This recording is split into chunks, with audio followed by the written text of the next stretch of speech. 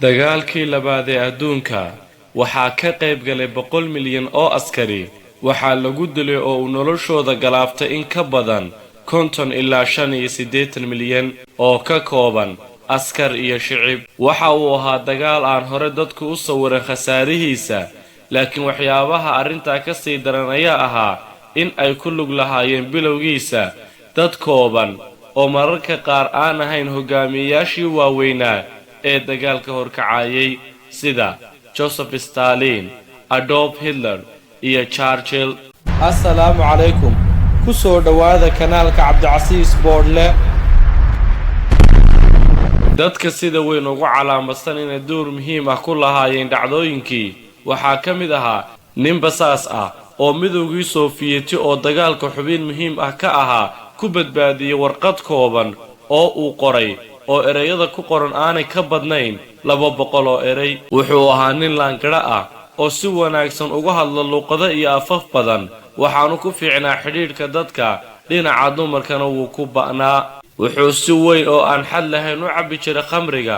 waxaa lagu tilmaamaa inuu ahaa nin si dhab ah u sameeyay waxyaabaha khiyaaliga ah ee lagu arko aflaamta James Bond. ninkan jaajuuska ah oo lagu magacaabi jiray Richard Sword waxa uu ku dhashay sanadkii 1895 waddanka imika lagu magacaabo Azerbaijan.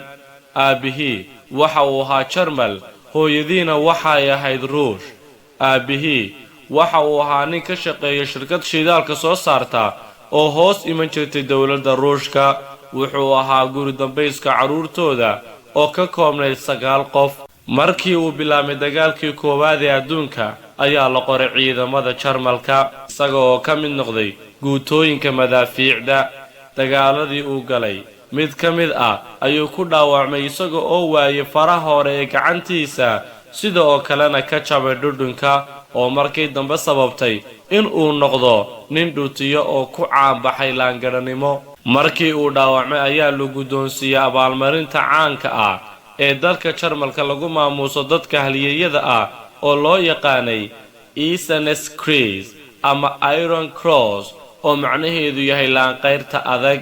maadaama hooyadii ay ahayd gabadh u dhalatay dalka Ruushka, waxa uu si wanaagsan ugu qancay aragtidii Ruushka ee loo yaqaanay hanti wadaagga, waxaanu ka mid noqday dadka la dhacsan aragtidaas oo ka dhigtay inuu naftiisa u horo jiritaanka Ruushka. si uu arrintaa u hirgeliyo ayuu xubin ka noqday ciidamadii Ruushka ee loo yaqaanay Red Army, oo noqday meelihii ugu horreeyay ee sababtay inuu si weyn oo mugle ugu dhex quuso shaqada basaasnimo uu macalinka weyn ka noqday. wuxuu u safray waddanka Ingiriiska si uu daraasad ugu soo sameeyo dhaqdhaqaaqii shaqaalaha iyo xisbigii shuuciga ee halkaas ka jiray. kadibna waxa uu u wareegay magaalada Berlin isagoo xubin rasmi ah ka noqday xisbigii naasiga ahaa ee Jarmalka. muddo kadib ayuu ku caanbaxay inuu noqdo wariye aftahan ah oo wararkiisa iyo qoraaladiisa la xiiseeyo oo ay ka muuqato xirfad sare iyo karti shaqo. taas waxa ugu wacnayd abuurkiisii hore oo uu dhashay nin maskax badan.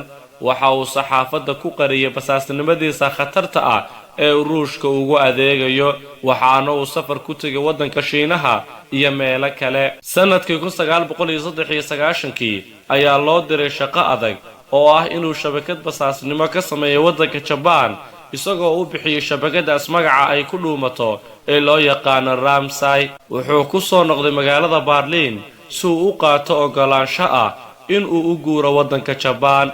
isaga oo wariye Jarmal ah wuxuu iska ilaaliyay inuu xiriir la samaysto xisbigii shuuciga ahaa ee Japan, laakiin waxa uu xoojiyay xiriirkiisa uu la lahaa safiirkii Jarmalka u joogay magaalada Tokyo. markii uu bilaabay dagaalkii labaad ee adduunku ee uu in muddo ah socday ayaa uu Hitler go'aansaday in uu ku duulo Ruushka, isagoo ujeedadiisu tahay in uu qabsado magaalada Moscow. waxa uu wararkaas ka helay Sword, ninkii safiirka ahaa ee uu sida weyn ugu kalsoonaa. isaguna waxa uu isku dhaafiyay hogaamiyayaashii dalka Ruushka oo uu u sheegay inuu ku soo socdo howlgal weyn oo loo bixiyay Operation Barbarossa.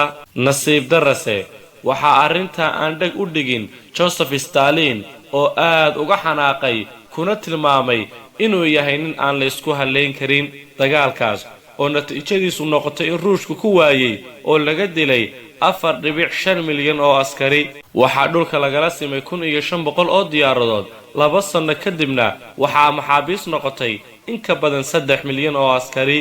Sood waxa uu mar labaad u sheegay hogaamiyaashii ruushka inaan dalka Japan dagaalka soo geli doonin ilaa la helo 3 shuruudood oo ay ka mid yihiin inay isbahaysiga dagaalku qabsadaan magaalada Moscow ee caasimadda dalka Ruushka, in dagaal sokeeye ka dhaco Serbia, iyo in ciidamada imbaradoriyadda Japan gaadhaan bariga fog. markii uu helay Stalin warbixintaas wuxuu ku baraarugay awoodda xogogaalnimo ee Richard Soch, waxaanu aaminay inuu talooyinkiisa ay yihiin kuwo ku dhisan xog culus oo uu ka hayo waddanka Jarmalka.